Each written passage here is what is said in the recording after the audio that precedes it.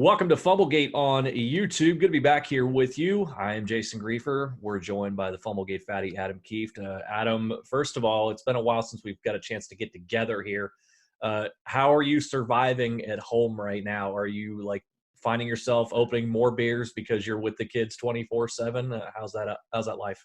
I'm probably opening more beers than the average human. As you know, if you're a frequent watcher of Fumblegate here, I open a lot of beers in general. So the whole homeschooling mixed in with the fact that I never get a break from my children has me opening far more beers than normal. You know what? It's not been too bad, honestly. We're all dealing with, everybody out there in the country is dealing with the same stay-at-home orders and so on. Right now, I know we're working our way towards phase one of kind of getting the economy and the country going back again. But hasn't been too bad. Our kids, we're fortunate. Our kids are pretty intelligent kids, so we don't have to work with them on a whole lot of stuff. And they like school. I mean, they miss their friends part of it, but they like the learning and stuff. So it hasn't been too bad thus far. I wish they would get out of the house a little more often. Sure. We've been fortunate here in Ohio, as you know, being from the tri-state area. We've had pretty good weather thus far, which actually helps. Get outside a little bit, an hour a day or so. We have a basketball hoop. We have a trampoline. That always helps. But it's been different. It's a learning curve for everybody. As everybody knows, we've all been trying to deal with the kind of upheaval of the traditional norm of what we did during the school year. But so far so good. We're not doing too bad here over at the Fumblegate fatty household. We're doing okay. Good. Everybody's adjusting to it. And how's the teaching thing going, by the way? Are you still dad? Are you still dad, or is it Mr. Kieft? You know what? My background is in education, and for those of you who don't know, my major at Central Michigan Chippewas Fire Up Chips. I was in the education department, so I come from a long line of educators. My mom was a teacher. My grandparents were teachers. My aunt's a teacher. I feel like I'm doing okay. At the end of the day, my students, i.e. my children, probably might think differently, but, I feel like we're doing all right. For what we've been dealt, I think we're doing okay. And again, I'm fortunate because my children are pretty smart kids, and, I'm not trying to brag on my kids, but, there's probably a few more expletives in the homeschooling than they get from their teachers at school. But again, I think, again, we're all in the same boat, and we're all just trying to get by. And, I'm lucky my kids are in elementary school, so we're trying to prepare them for much lower level. I feel for those parents that are out there trying to get their kids ready for middle school and high school, and obviously the seniors that are getting ready for college and beyond. That's probably a lot more difficult than me trying to get my third and first grader ready for the next year. And we're still enduring. And so hopefully you folks out there who are tuning in are holding up okay, and everybody's staying safe and doing the smart things and staying away from people as best you can in that social distancing. Listen to those who encourage that. That's a smart thing to do. All right. So what we're doing here for this particular video is we're talking about the news that's just recently broke this week, and that is Gronk. He's not only back in the NFL, 24/7 WWE champion still. He is also now a Tampa Bay Buck. He decided he wanted to come back and called up New England and said, I want to come back, but I don't want to come back there. I want to go play with my buddy Tom Brady. And so Belichick said, fine, goodbye. So Gronk and a 7th rounder go to Tampa Bay in exchange for a 4th rounder. Adam, what was your initial reaction when this came out?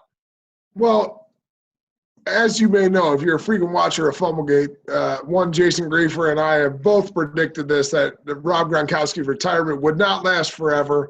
I think we are both surprised in the end result in this. I don't think either of us predicted ahead of time, and if you go back to our past shows, obviously we've had a long layoff. I don't think either of us predicted that Tom Brady would end up in Tampa Bay.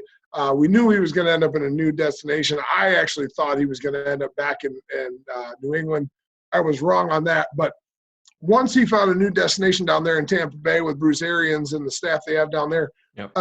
It kind of felt like the next domino to fall. Again, we both thought that Rob Gronkowski's retirement would not last forever.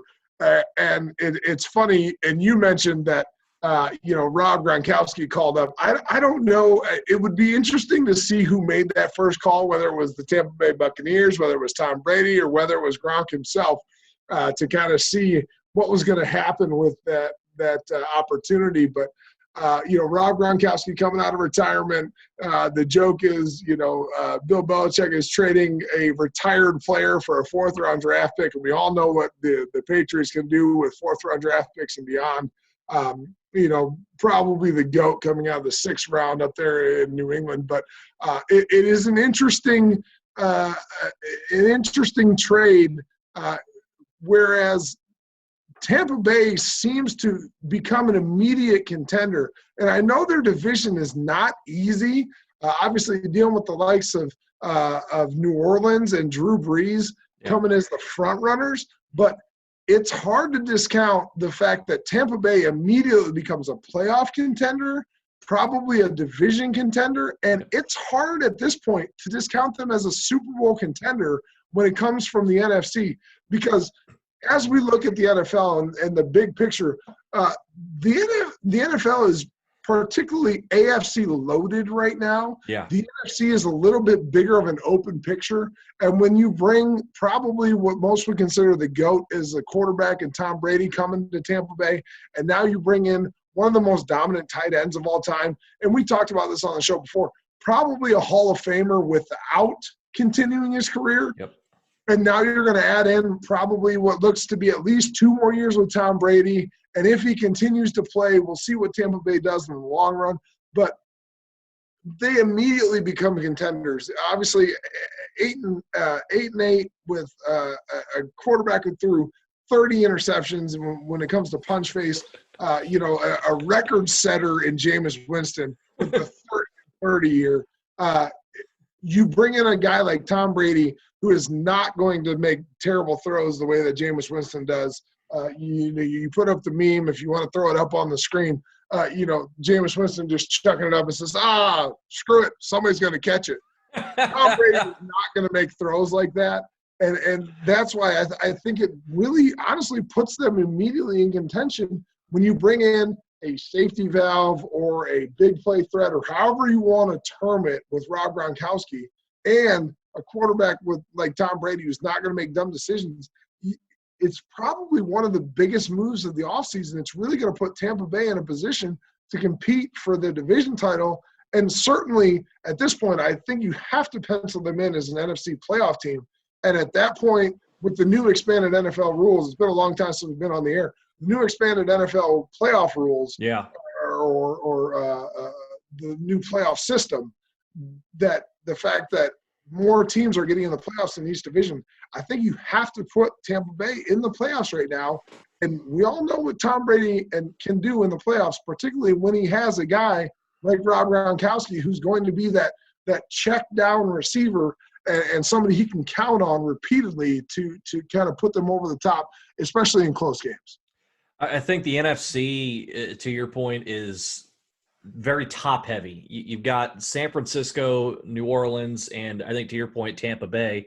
And I think right now maybe in an interchangeable order as opposed to the AFC where you have a lot of different teams that are going to be vying for that spot. Obviously, we know Kansas City is going to be up there. We know Baltimore is going to be up there. And then from there, things kind of get a little murky. There's not a lot of other really great teams in the AFC right now, at least from my mind, that kind of jump out at you. Maybe Buffalo can take a step forward. Getting Stephon Diggs, I think, was a big deal there. I think Gronk had to have initiated this, or his agent Drew Rosenhaus did, because you go back to 2 years ago, New England had a deal in place to send Gronk to Detroit. It was going to be, I think, Gronk and a second-round pick to Detroit for Detroit's one, and Gronk nixed it and said, if you trade me, I'll retire, because he wanted to play with Tom Brady still. And I think that's what was the mindset there with New England is, okay, the only way he's going to come back is if we trade him. If we decide, we're holding on to him, then he's just going to sit out. So what good's it do to keep him on the retired list? there, even though he's never filed his retirement papers, which does allow him to come back. By the way, did you file your retirement papers? Are you still eligible? I didn't have to because I wasn't under contract. I didn't have to file retirement papers per se. Nobody was beating down the door. I got some as we've talked about before. I got some late calls about going to training camp the next year. But yeah, you don't have to file retirement papers when nobody's really looking out for your services. Unlike Rob Gronkowski, who I'm sure the Patriots have been getting calls. And again, like you mentioned, not filing the retirement papers kind of gives New England a little bit of a comeuppance here because technically he's retired on paper, but they're going to get a 4th-round draft pick in return. Again, it's hard to say, but we know New England is very good in the draft and what they can do and the talent they can find late in the draft. I mean, how many years have they had in the last 15 or 20 where they don't even have a 1st-round draft pick? And again, they're they trade out. a perennial playoff team. Yeah, and so now we're really going to find out what their draft medal is made of because you don't have a quarterback. Maybe this is the time they go up in the draft and try and snag one of those guys, maybe Jordan Love. I don't know that you're going to get all the way into the top 10 to get, you're obviously not going to get Joe Burrow, but either Tua Tagovailoa or Justin Herbert. Let's get back to Gronk.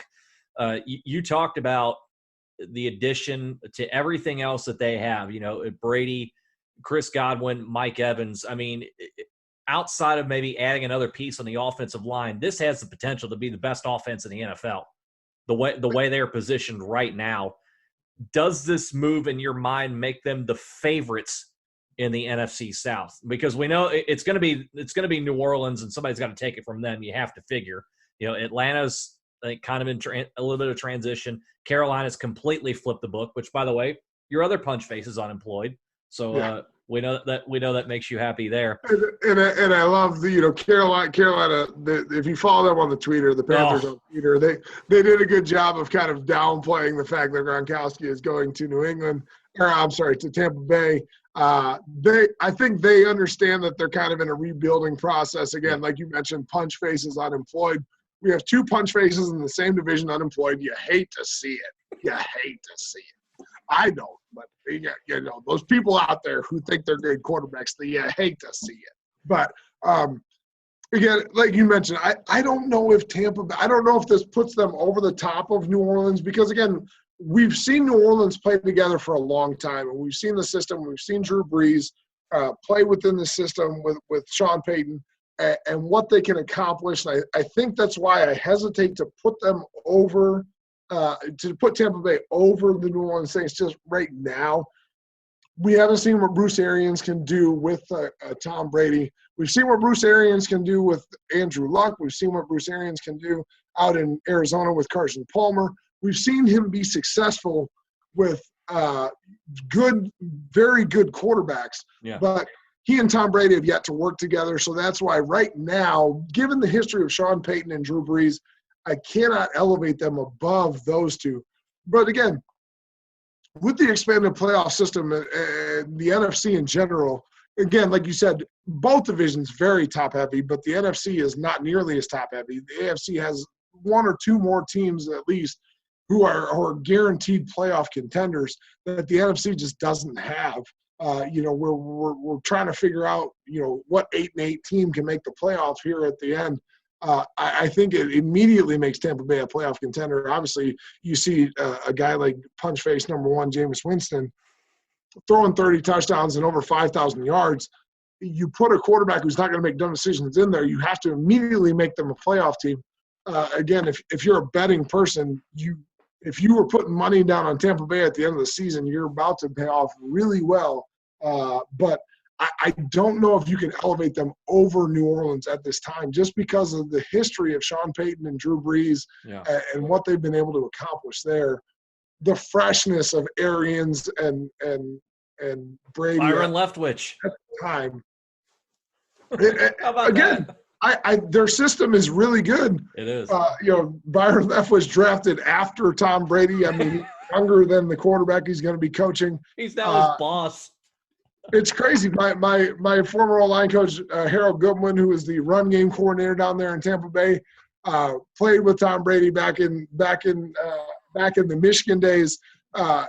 It's funny that he's working with guys he used to play with or guys he is older than, but again, instant upgrade. Obviously, I don't think anybody around the NFL and around football thinks that this isn't an upgrade. But I just cannot put them above New Orleans right now. But certainly they're a playoff team.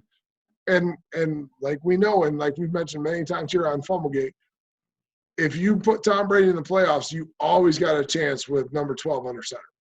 I think Tampa Bay needs to address the offensive line because even though Punchface threw all those picks, he did throw for 5,000 yards. But if you go back and watch those games, he took a beating.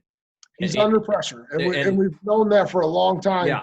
He's a quarterback who does not thrive under pressure. He has to be protected. Again, it's one of the things that Tom Brady has experienced in the last few years when the loss of the offensive line. Now, they were winning Super Bowls with really good offensive lines, but they've also still been successful with marginal, as you might call it. They lost Nate Solder to New York a few years ago, his left tackle for years. That makes a difference. But, again, a quarterback who's poised under pressure is much different than a guy who's kind of a, F it, let's see what happens guy, as Punchface was. A guy who's a little more poised. I totally agree that they need to protect Tom Brady, and we know at 47, 49, 40, 53 years old, however old Tom Brady is now, at 43 years old, Tom Brady needs to be protected. Like, you cannot let that man take hits. But, he's still going to make better decisions. And we've seen what Bruce Arians has done, with a guy like Andrew Luck who couldn't take the hits, and with a guy like Carson Palmer who was in the advanced stages of his career when he got to Arizona. They're going to design the offense to fit a guy like Tom Brady, similar to what they were trying to do the last few years in New England with him. They just didn't have weapons around him. And that's why I think this makes so much of a difference when, like you mentioned, when you look at the guys that they've put around Tom Brady, with Chris Goodwin and Mike Evans, and now you bring in a guy like Rob Gronkowski, Ronald Jones is the running back. OJ Howard, their other stud tight end. OJ Howard, who's no slouch.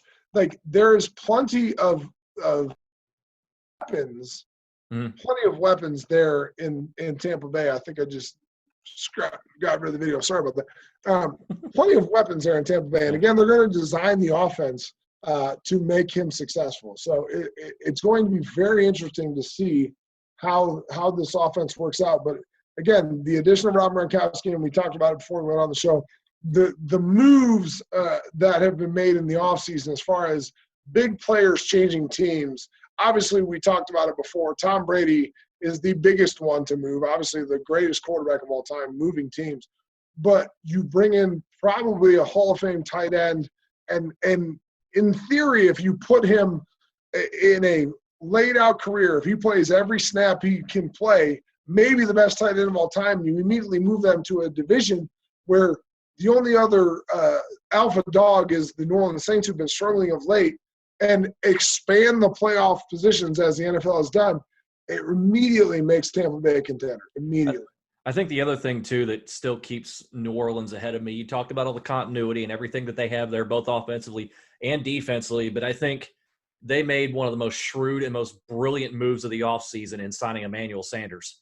Because now all of a sudden, you can't double Michael Thomas on every single play. Sure, they're going to line him up everywhere, and he's still going to catch 130 balls throughout the season, but you've got a guy now on the other side because, you look back at the last few years and all the production that Michael Thomas has provided, and it's remarkable given the fact that nobody can name their number 2 wide receiver. No one. I don't even know if Sean Payton knows who his number 2 wide receiver is. Drew Brees sure as hell doesn't know who his number 2 wide receiver is. But now you had a guy like him. Number 1 and then like 7 2As. Yeah, there you go. So now you got a guy on Sanders to put on the other side. That keeps the defense a little more honest. You can't necessarily shade everybody over to Michael Thomas because Sanders, he's a little longer in the tooth compared to some other wide receivers, but he still has plenty of speed to burn. So I think that's another reason why I think you're going to see. First of all, it's cool as hell that we're going to get Brady versus Breeze twice a year. That's awesome. Right. But I think this going up against each other. This is easily to me going to be. I think both these teams are 10-win teams right now. I think both these teams could be 12-win teams right now, and that's going to be fascinating because, as we also know, with the expansion of the playoffs, there's only one bye now. You got to get to number 1 to secure the only bye now in the opening round. Of course, will that take an effect for older guys like Brady and Breeze? Who knows? So that makes it all the more intriguing at that point. So now with this addition of Gronk, you've got Tom Brady now with everything else that they already had. As you said, Mike Evans, Chris Godwin, O.J. Howard, Cameron Brate, who's another really good tight end, which I wouldn't be surprised if Tampa tries to move now that they have Gronk. Does this put pressure on Bruce Arians to win now? Like, you've got to win this year? Well, first, good mention. I think that, like you mentioned, Cameron Brate, the Tampa Bay has a few moving pieces now, obviously with the addition of Gronk and Tom Brady. Yeah. I think they have a few moving pieces, and we're going to see it coming up here with the draft. I think we're going to see a lot of movement within this draft. And again, we'll talk about that here in a different episode. But there's a lot of things that are going to change within this draft. Yeah. Is there pressure on Bruce Arians? I don't know immediately. I think there is. I think that the window has shrunk. Obviously, with Tom Brady, like, if they don't make the playoffs, the pressure is certainly going to be on. But I think they brought in Bruce Arians for the long term. I think that was one of the things. I again, go back to we didn't think he was going to be retired forever. I think Bruce Arians fits that mold. He wasn't a guy who we thought was not going to coach ever again. But again, it took a lot to bring him out of retirement. I would be surprised if they put him on such a short leash where if they aren't Super Bowl contenders or even playoff contenders this season, I don't think that that's the end of the road. I think they're going to give him a little bit more leeway. I think this does put additional pressure, but given Tampa Bay and the background, I think that they have to give him more of a leash going forward. You can't say if you don't win with Tom Brady, then we can't have you as the head coach. I think there has to be still the original plan, because I don't think anybody expected Tom Brady to come out into the open market. But that you don't think that changes their plans at all? That now all of a sudden you've added a guy, the greatest of all time, who is also 43 years old. You think they're still operating in the long-term mentality? I think they still have to. I think you got to remember, we're working with a franchise who has the worst winning percentage of all time. So the perspective with Tampa Bay is, if you're a contender. I know John Gruden won a Super Bowl down there with Brad Johnson as the quarterback, but he also won it with Tony Dungy's defense. Well, yeah, but the expectation in Tampa Bay, when you look at the history of the franchise, the expectation in Tampa Bay is what expectations? Exactly, be mediocre. And so I think, if Bruce Arians can put them in position, and obviously with Tom Brady and Gronkowski and all the other weapons they have, yeah, if they put them in contention to be Super Bowl contenders this season, again, I mentioned I think that they're playoff contenders no matter what. I think that buys him the opportunity, because there is no expectation in Tampa Bay. It's similar to being the Bengals coach. What is the expectation here in Cincinnati? Is the expectation to win a Super Bowl, or is it just to be 8-8 football team? I think the expectation in Cincinnati is to not be the 1990s. Yeah, and not to be the number one pick, which, again, we have here in Cincinnati again. I think Tampa Bay, the expectation is similar. When you have the worst winning percentage in the history of the NFL, it's hard to have expectations where you're going to be a perennial Super Bowl contender. So as long as you're putting a competitive team on the field, and however you want to define competitive, whether it's NFL or whether it's playoff contention or Super Bowl contention, I think that Bruce Arians has the green light or the window to take his time. And again, I think that Tom Brady immediately makes them contenders, but if this experiment fails, I don't think this is the end of Bruce Arians' tenure in Tampa Bay.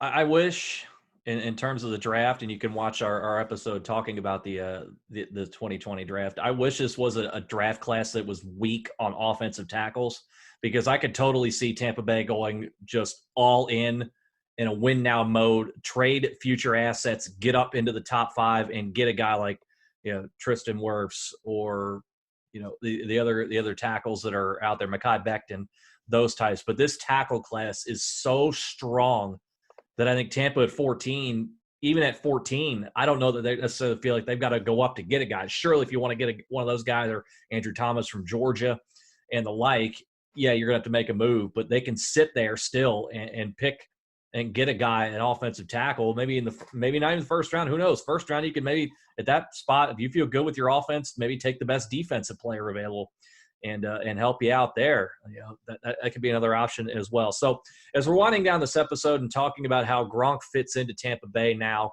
and what that's going to look like, what in your mind then, if you're saying that the pressure is not necessarily all on Bruce Arians to win now, then what would you consider a successful season for them? Is it just making the playoffs, first round, divisional round, NFC Championship? We all know what the expectation is for Brady and Gronk. It's Super Bowl or bust. Yes. But what about the franchise itself? What about at the end of the season, what would ownership look at this season and say, you know what, we made it this far. That's a good year in our book. You know what? It's really hard to find because we don't know exactly what the ownership wants. But at the same time, you look at what they've done in the past, and earlier I said 7-9 or 8-8 season, coming off a 7-9 season with a quarterback who we all agree, you out there in the interwebs and here on Fumblegate, we all agree that punch face is not going to get you over the hump and lead you to any kind of success. Yeah. But I think you have to, at this point, temper your enthusiasm because, again, you still have New Orleans. You finished last year at 13-3 in your division. I think playoffs is easily obtainable goal here in Tampa Bay. And, again, you have to remember what this franchise is working with. You're working with the losingest franchise in NFL history. So you have to be okay with making the playoffs, coming off a 7-9 season with a quarterback who's subpar, who hasn't even found a new job yet, and we can all agree is not an NFL starter, at least in the long run, in Jameis Winston. I think that the playoffs are an easily obtainable goal, and I think right now that has to be the upper echelon of what you want as a Tampa Bay owner, and again as a Tampa Bay fan. Like, if you are 10-6 and you make the playoffs in Tampa Bay, that is a successful season for you. You take out the Super Bowl win, and there is no expectation in Tampa Bay. You go back to the creamsicle uniforms and the first for season. Bring them back. Bring the creamsicles back. I agree. I love the creamsicle uniforms. Oh. And by the way, we'll shout out to the Chargers as we're talking about it. Great uniform rework out of the LA Chargers. I'm not a Chargers fan, and I want a jersey.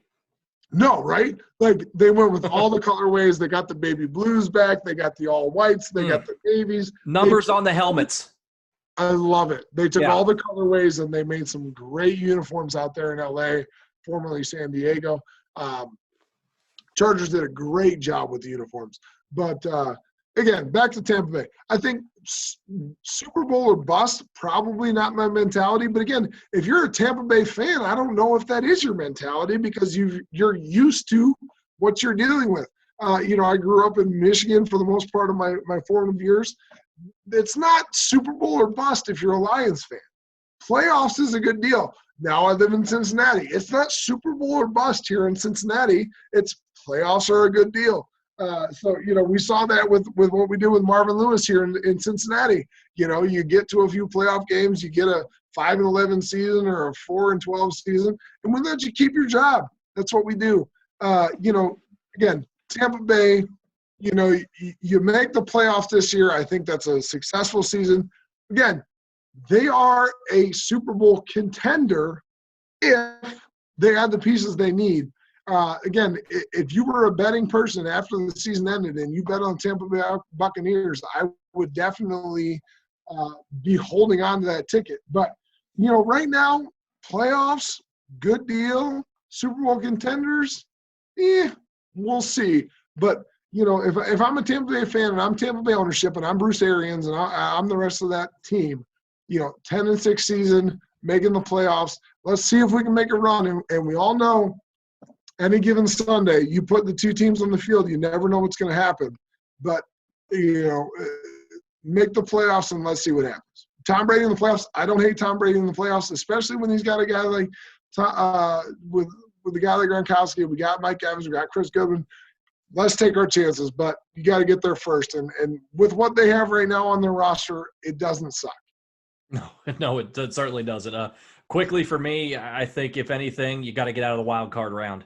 The playoffs are absolutely a given. You got to make the playoffs with this roster that you have assembled now, with the additions that you've had come in on top of what you're going to add in the draft. You got to make the playoffs. But I think beyond that, for the expectations that are out there, fair or not, and I think that plays into it too, that the expectations may be a little unfair, to your point, given how lowly this franchise has been for forever.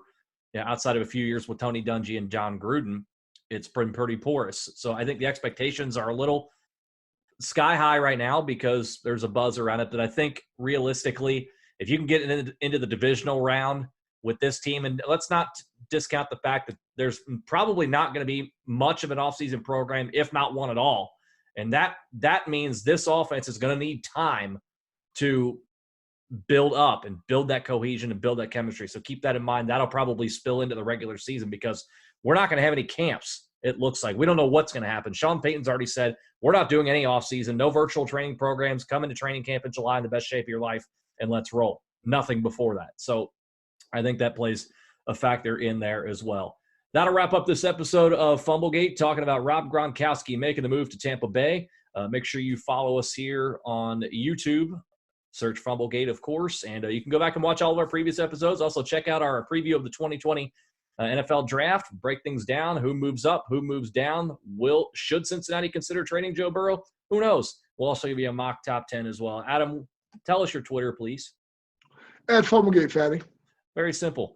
Mine's at Jason Grefer. Follow the show at Fumblegate as well. We thank you so much for joining us, and we will check you some other time here on Fumblegate on YouTube.